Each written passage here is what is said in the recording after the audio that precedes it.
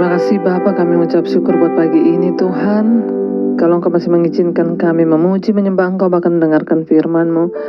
Urapi hamba-Mu yang tidak ada apa-apanya, urapi setiap kami Tuhan. Kami membuka hati bagi kebenaran firman-Mu. Dalam nama Yesus kami mengucap syukur, kami sambut firman-Mu dengan penuh sukacita. Haleluya, amin.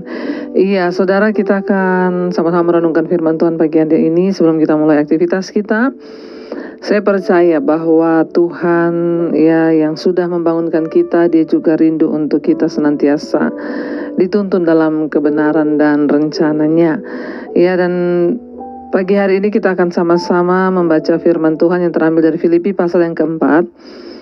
Filipi pasal yang keempat ayat yang pertama mulai, firman Tuhan berkata di sana saudara, Filipi pasal 4 ayat yang pertama.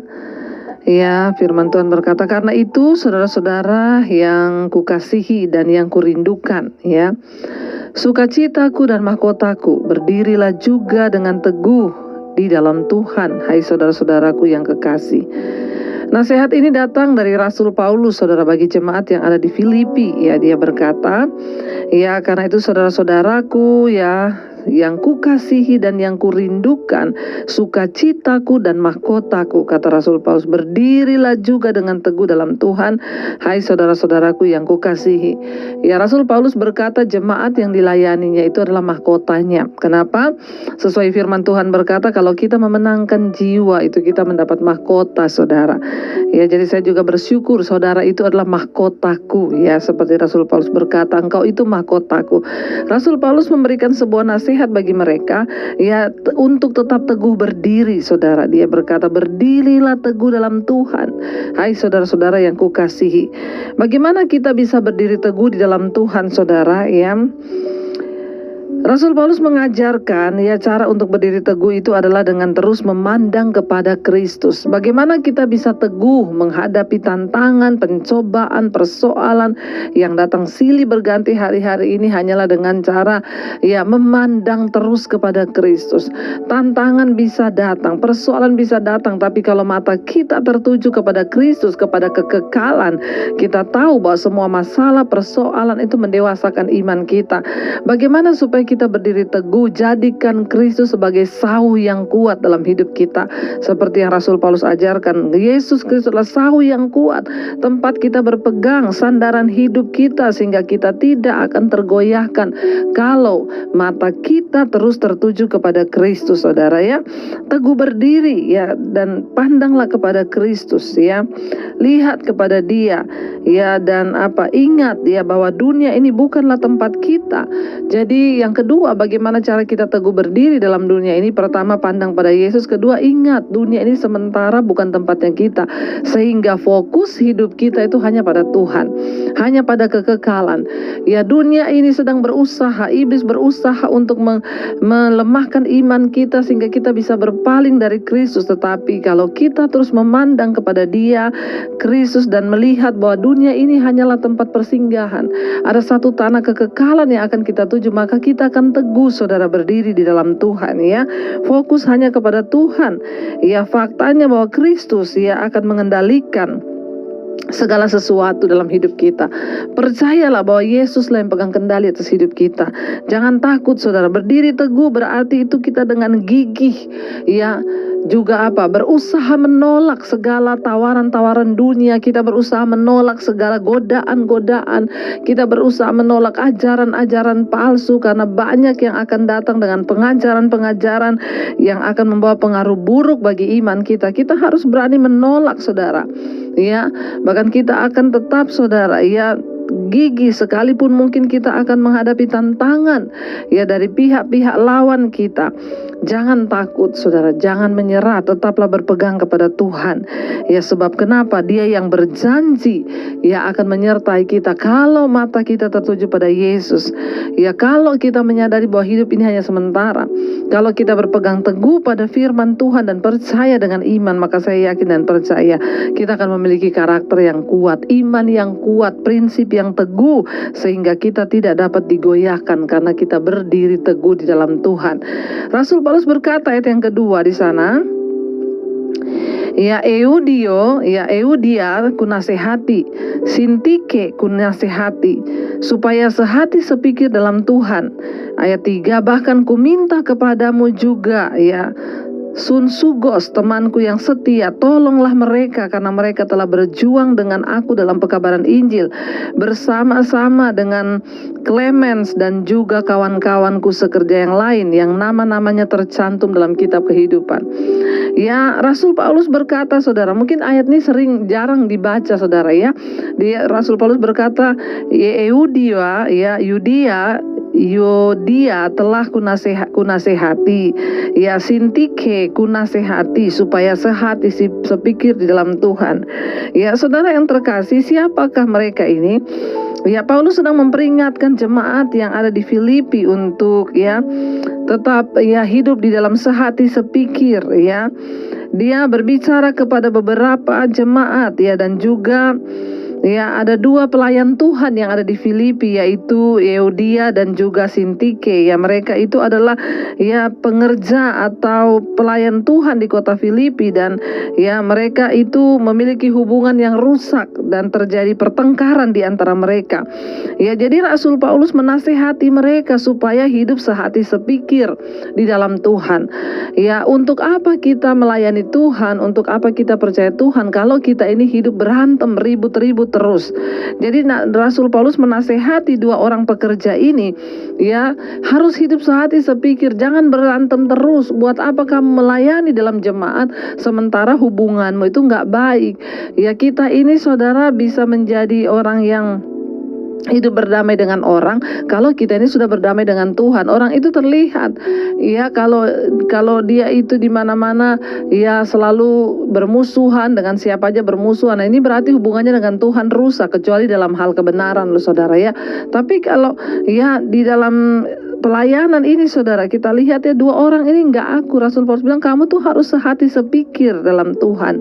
Ya, bahkan kata Rasul Paulus, aku juga minta kepadamu Sunsugos, temanku yang setia, ya tolonglah mereka karena mereka telah berjuang juga dalam aku dan pekerjaan pekabaran Injil.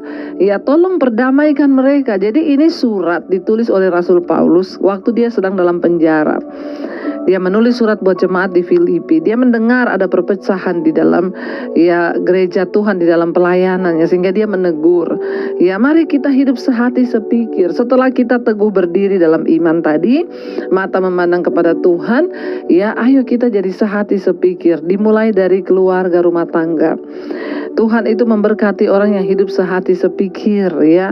Rasul Paulus bilang kalau kita hidup sehati sepikir, maka nama kita tercantum dalam kitab kehidupan. Ya, kalau kita hidup sehati sepikir, maka nama-nama kita, dia bilang ya, yang nama-namanya tercantum dalam kitab kehidupan. Saudara ya, kita mau rindu sama-sama hari-hari ini kita teguh berdiri dalam Tuhan, ya bahkan kita menjadi sehati sepikir ya dengan suami, dengan anak-anak, ya kita menjadi sehati sepikir dalam Tuhan ya, supaya hidup kita ini bisa menjadi berkat bagi banyak orang ya saudara ya. Rasul Paulus itu berkata ya, mari kita Tuhan ingatkan untuk kita menjadi sehati sepikir ya sama-sama dalam Tuhan ya. Bahkan ayat yang keempat dia bilang bersukacitalah senantiasa dalam Tuhan. Sekali lagi kukatakan bersukacitalah ya. Ayat yang kelima, hendaklah kebaikan hatimu diketahui semua orang, Tuhan sudah dekat. Rasul Paulus memberikan sebuah nasihat, jangan hidup berantem terus, tapi bersukacitalah di dalam Tuhan ya. Bersukacitalah di dalam Tuhan, dia berkata saudara ya. Dan apa dia bilang, hendaklah kebaikan hatimu diketahui semua orang karena Tuhan sudah dekat. Mari saudara, kita bukan hanya mau teguh berdiri dalam Tuhan, tapi kita juga mau jadi sehati sepikir. Jangan banyak berantem suami istri dalam rumah ya, supaya namamu tercatat dalam kitab kehidupan. Lalu yang ketiga dia sendiri berkata bersukacitalah. Orang kalau bersukacita terus saudara, maka hatinya itu damai. Coba saudara bangun pagi nyanyi, saudara di kamar mandi nyanyi, saudara di mobil nyanyi, saudara di mana saja nyanyi ya, maka hidupmu itu penuh dengan damai sejahtera dan sukacita. Dan yang terakhir ya, Rasul Paulus bilang hendaklah kebaikan hatimu itu diketahui oleh semua orang. Kenapa? Karena Tuhan sudah dekat. Hendaklah kebaikan hatimu diketahui semua orang. Jangan sampai orang mengenal kita tuh sebagai orang yang, aduh itu ya orangnya jahat. Jangan sampai orang menilai kita tuh sebagai orang yang, aduh kalau dia mah sudah nggak usah ngomong lah, udah tahu semua orang.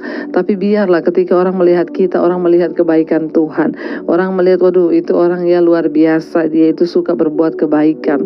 Hendaklah kebaikan hatimu diketahui semua orang. Kenapa?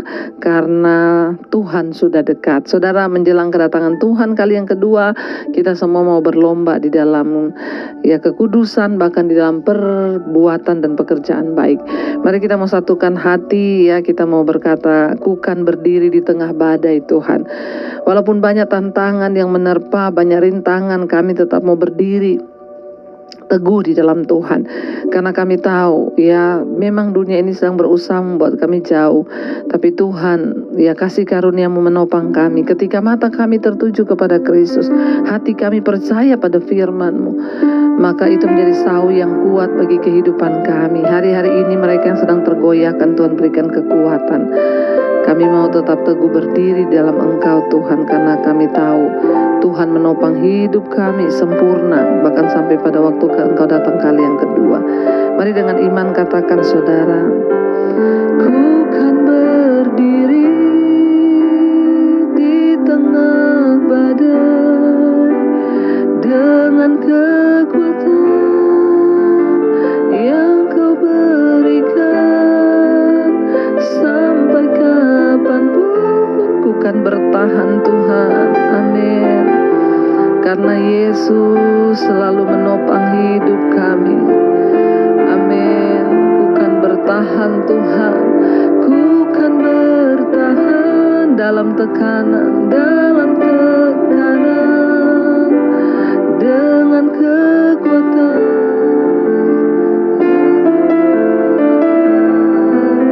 Sampai kapanpun tak tergoyahkan, ya kan? Karena Yesus selalu menopang. Sekali lagi katakan, ku kan berdiri di tengah badai Tuhan, karena Engkau memberikan kekuatan dalam hidup kami. Ku kan berdiri di tengah badai yang Kau berikan bagi kami Tuhan, amin. Sampai kapanpun ku kan bertahan, kami kan bertahan, karena Yesus selalu menopang. Ku kan bertahan, amin. Dalam tekanan, dengan kekuatan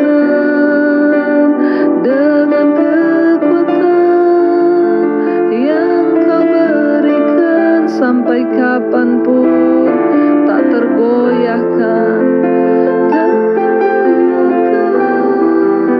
karena Yesus selalu menopang hidupku.